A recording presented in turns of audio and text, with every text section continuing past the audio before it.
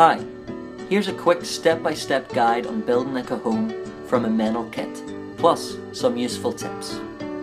Firstly, my name's James and I'm from Fun with Drums. You can check us out at the website below, or even follow us on Facebook, Twitter, Instagram, or our YouTube channel. So let's get started. Open your box and let's get going. The kit should include one front playing surface, a rear panel, two side panels, a top and bass panel, two side battens, a batten for the top and bass, a batten for the snare, and the snare. Oh, and it should come with 4 rubber feet and a whole lot of screws, but unfortunately mine didn't, so I had to be creative. Okay, so first off is getting the body together, and we start with the sides. Just make sure the sides, the cutaway, is pointing out from the box. Then grab some wood glue, not included, and add it into the grooves on the base panel and on the side panel. Then join them up. I used the box below to catch any excess glue, and make sure to wipe away any glue on the box with a damp cloth. Then do the same for the other side and the top, again wiping away all that glue. To create the necessary pressure for adhesion, the instructions say to use screw clamps or belt clamps, but I don't have these, so I just use some magazines. And then some books, just to be sure. Then go make yourself a cup of tea while you wait for it all to dry. Okay, so the next step is gluing the battens, and we start with the side ones.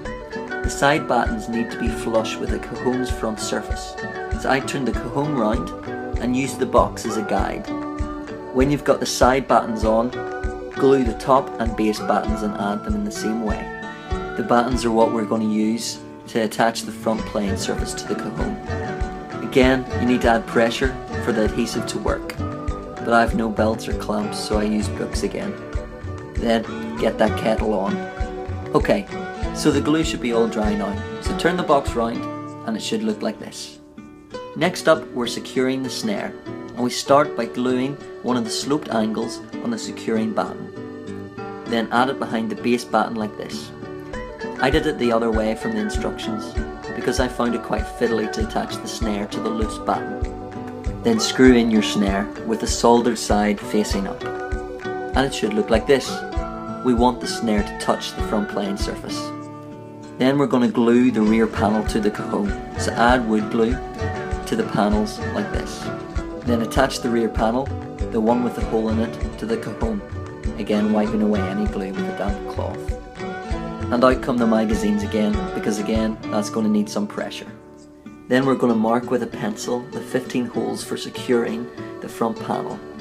And there's a guide for this at the very back of your instructions. This takes a bit of time, but it's really important we get this bit right. I want to rub out the pencil before adding the playing surface to the cajon, so I marked the holes with this puncher first. Then rubbed out the pencil, and it looked like this, ready to go. Now you're ready to screw your playing surface to the cajon. But I found this really hard, so out came the drill. But again, I couldn't get the screws in the way I wanted them to be. So I used a wooden drill bit, the size of the head of the screw, to drill slightly into the playing surface so that the screw, when in, would sit smoothly and nice and neatly with the rest of the playing surface. I did that with each of the 15 screws, and I know that whenever I'm playing it, my hands are going to be a lot happier. Then it's time to sand down any rough edges and add your rubber feet. It says to add them 25mm inside the front and side. I measured it, it's the size of my thumbnail.